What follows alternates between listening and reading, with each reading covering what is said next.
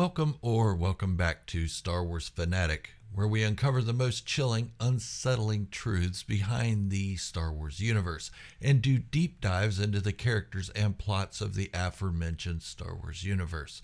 Today, we're extending our analysis into what is possibly the most disturbing aspect of the Cassian Andor series, Narkina 5.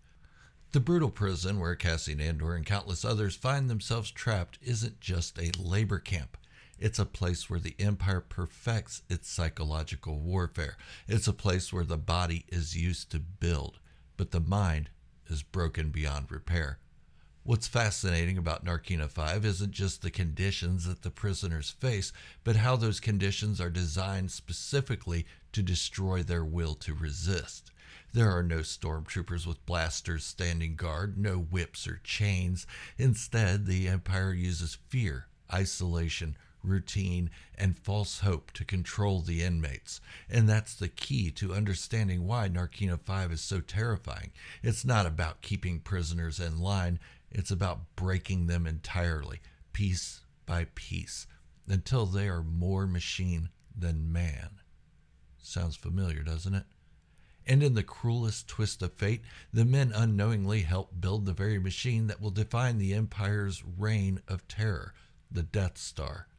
There's also a bit of cruel irony in the psychology of this facility that I'll be getting into in just a little bit.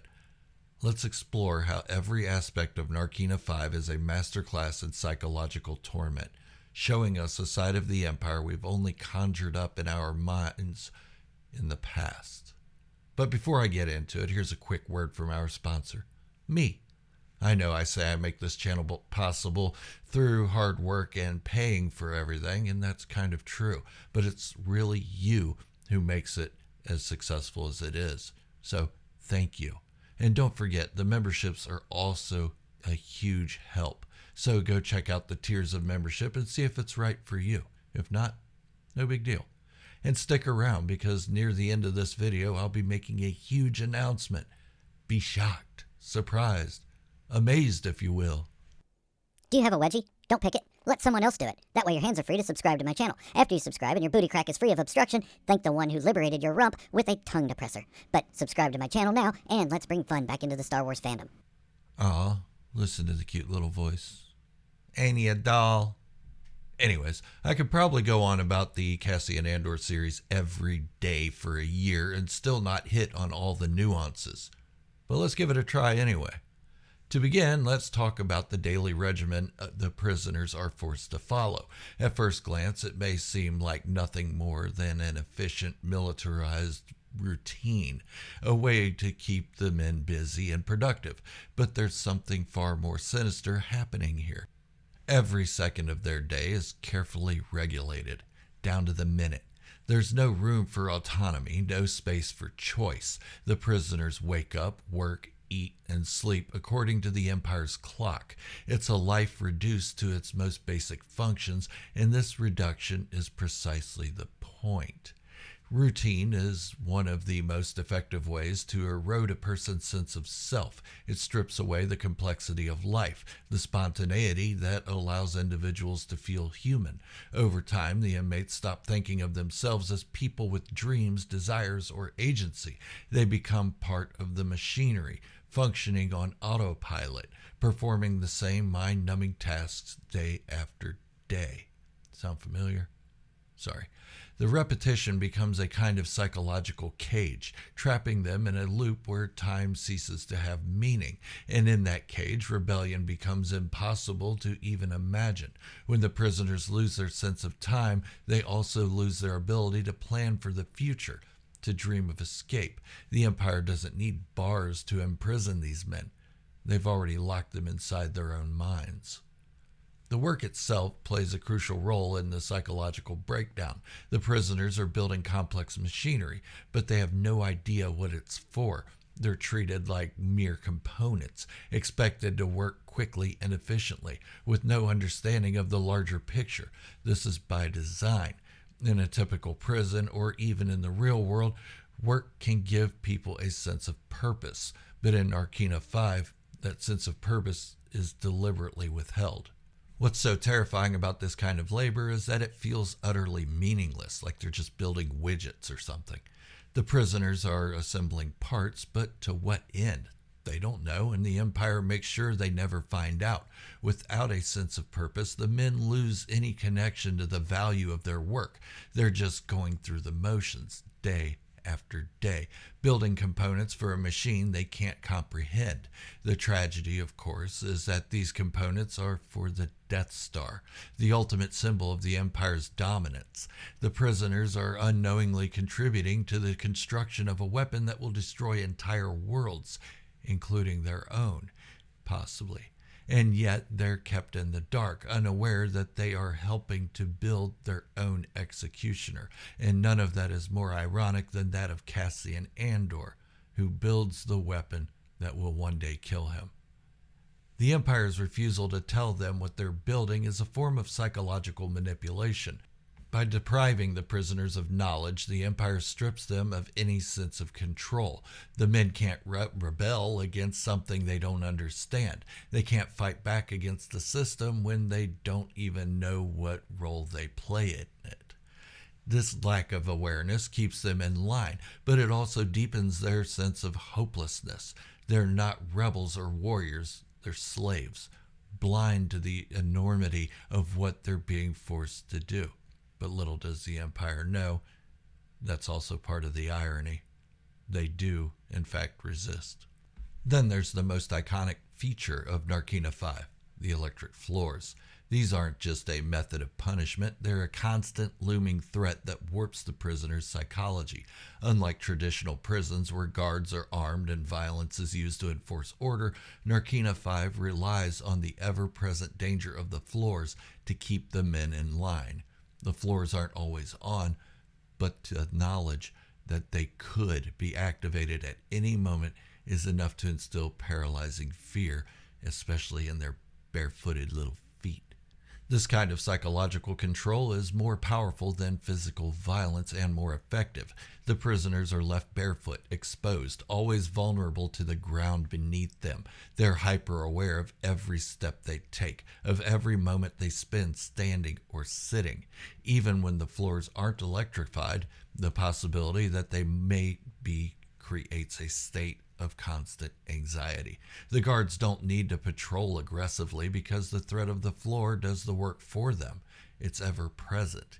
It turns the prisoners into their own wardens, constantly second-guessing their actions, terrified of making a mistake. What's fascinating about the electric floors is that they create a sense of powerlessness without ever directly harming the prisoners, at least not immediately. It's the anticipation of pain that does the most damage. The electric floor is the perfect metaphor for how the Empire rules. The fear of retribution rather than retribution itself keeps the entire population in line. The Empire doesn't have to exert constant force. It just needs people to believe that force is always imminent. This is the essence of the psychological torment in Narkina 5. It's not what happens to the prisoners, but what could happen at any moment that breaks them. Another brilliant and deeply unsettling aspect of the prison is the fact that the guards don't carry guns. This is a subtle but crucial detail. In most prisons, or even in the broader Star Wars universe, the presence of armed guards is what enforces order. But in Narkina 5, the guards don't need weapons. The prison itself is the weapon, much like the Death Star they're building. Irony. By not carrying guns, the guards reinforce the idea that the prisoners are utterly powerless. They don't need to be physically threatened because the environment is already doing that for them.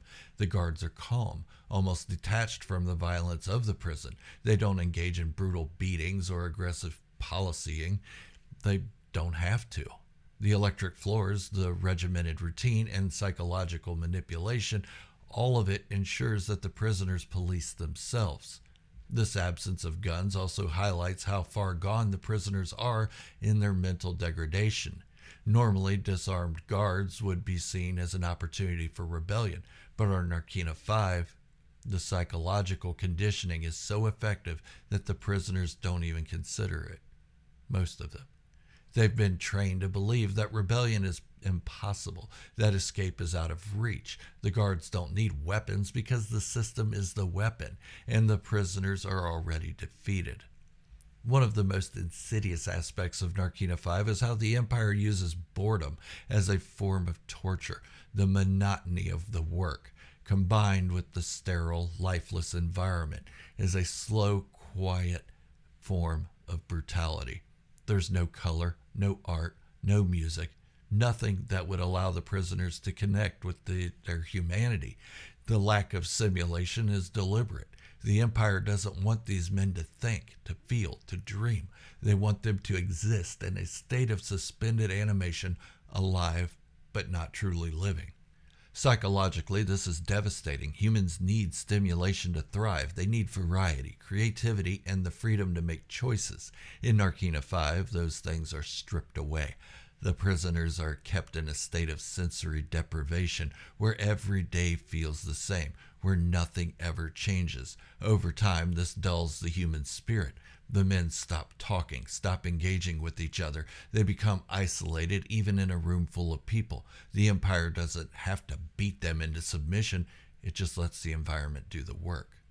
And then we come to the final piece of the psychological puzzle, the construction of the Death Star. The prisoners don't know what they're building. They have no idea that the parts they're assembling will one day become a weapon of mass destruction. And that ignorance is part of the Empire's psychological warfare. If the men knew they were contributing to the creation of a superweapon, there might be a flicker of rebellion. They might feel a sense of moral responsibility or, conversely, a surge of defiance. But by keeping them in the dark, the Empire ensures that the prisoners remain disconnected from the larger implications of their labor. This is another brilliant psychological tactic. The men are so focused on their immediate survival, on the grind of daily life, that they can't see beyond it.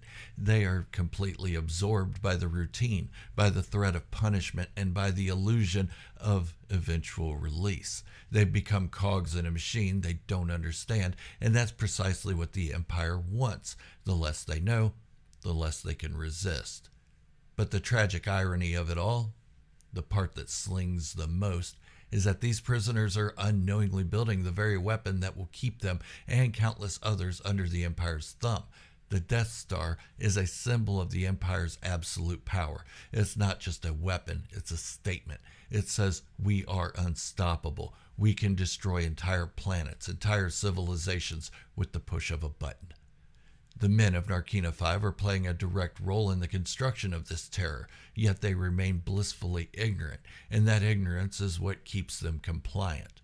If they knew, if they realized the full scope of their participation in this monstrosity, it might break them even further. The realization that their labor isn't just meaningless, but actively contributing to the oppressing of the galaxy, that's a weight that could crush any remaining hope.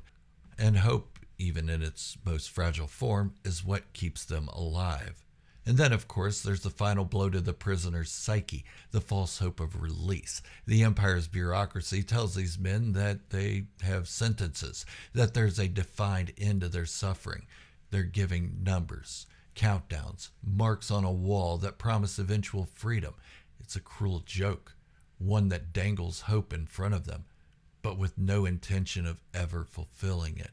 False hope is one of the most destructive tools of psychological warfare. It keeps the prisoners compliant, keeps them working, keeps them believing that if they just follow the rules, if they just survive long enough, they'll see the light at the end of the tunnel. But as we learn from the prisoner doctor's chilling revelation, that hope is a lie. No one gets out of Narkina 5. No one ever leaves. The knowledge that freedom is an illusion hits hardest in the moment when the prisoners learn that their labor is eternal, that they are trapped in a never-ending cycle of work, punishment, and despair. This revelation shatters the mental framework they've built to survive. For the first time, they see the full scope of the Empire's cruelty. It's not enough to imprison them physically. The Empire has imprisoned their minds, their souls. The promise of freedom was the last tether holding them to their humanity, and now even that is gone. When the prisoner release or transfer mistake becomes known by Cassian Andor and Kino Loy, the hope of ever being released is removed from their thoughts, and only one thought remains: escape. Thus removing all the psychological warfare the Empire has been using against Cassian Andor and the other prisoners. In the end, Narkina 5 isn't just a prison, it's a microcosm of the Empire itself. It's a place where fear, routine, and isolation are used as tools of control, where hope is dangled in front of the prisoners like a carrot on a stick, only to be yanked away at the last moment. The prisoner is a reflection of the Empire's ultimate goal, not just to dominate, but to break the spirit of those it rules. And, in that sense, Narkina 5 is terrifyingly effective. Cassian Andor's time in this prison is a turning point in his life, but it's also a stark reminder of the larger struggle happening across the galaxy. The Death Star may be the ultimate symbol of the Empire's power, but it's built on the backs of men like the prisoners of Narkina 5. Men who are trapped, dehumanized, and broken, all while unknowingly contributing to the Empire's reign of terror. But in the darkest moments of this prison, we also see the spark of rebellion. We see that even in a place designed to strip away hope, there are still those who will resist. Cassian Andor's journey from prisoner to revolutionary is one of the resonance far beyond the walls of Narkina 5. It's a story of survival, of defiance, and of the enduring power of the human spirit in the face of unimaginable oppression. Now, the moment you've all been waiting for. Drum roll, please. Okay, no more theatrics. I've been working hard to make this channel one of the best Star Wars YouTube channels around, turning it around to be a place where we can discuss the deeper meanings of Star Wars without involving ourselves in what's going on in the rest of the world. So in doing so, I want to change the name of the channel. Yeah, that's right. I've had this name for 4 years. It's going to be hard to do that, but I think a rebranding is necessary, but I have no idea what to change it to. That's where you come in. I would like you all to leave a comment as to what would be the best name for this channel that reflects what I do here. I feel Star Wars Fanatic's a bit aggressive. Besides, it's the old channel. We're refreshing this channel, and I want it to show in every aspect. There's only one rule for the channel name, though. I don't want the words Star Wars anywhere in it. There are so many other great Star Wars channels with those words in it. Star Wars Theory, Star Wars Explained, Star Wars Meg, Star Wars Coffee, and so on and so forth. I want this channel set apart without being some copycat. So leave a comment as to a kick-ass name for this channel, and I will pick the best 5 of them. Then I'll create a poll as to which you would all like to see in the community section of the channel. And whatever the outcome, I'll stick with it. Whatever channel name you pick, I will give that creator a huge shout out in the first video I make with the new name and logo. But that's it. The big news. Change my channel name for me. Let's see what you come up with. Like I said in the beginning, you guys help make this channel possible, so I want you to be involved in what it becomes in the future from here out, just to show my appreciation for you all. But thank you for joining me on this deep psychological dive into the Andor series and the prison that is Narkina 5. If you've enjoyed this analysis, take a listen to the tiny little voice again. Warning, do not force someone to pick your wedgie. Law of averages suggests that if you ask enough people, someone will do it willingly. Don't forget to use both your free hands to pound the subscribe button. Your booty will thank you for it. Until the next time, this is Gerald, a Star Wars fanatic, signing off, wishing you all great health, happiness, and peace. And I mean that. Live the best lives you can, the best lives possible. I want that for each and every one of you. Thank you for watching, and remember, this is the way, and may the Force be with you.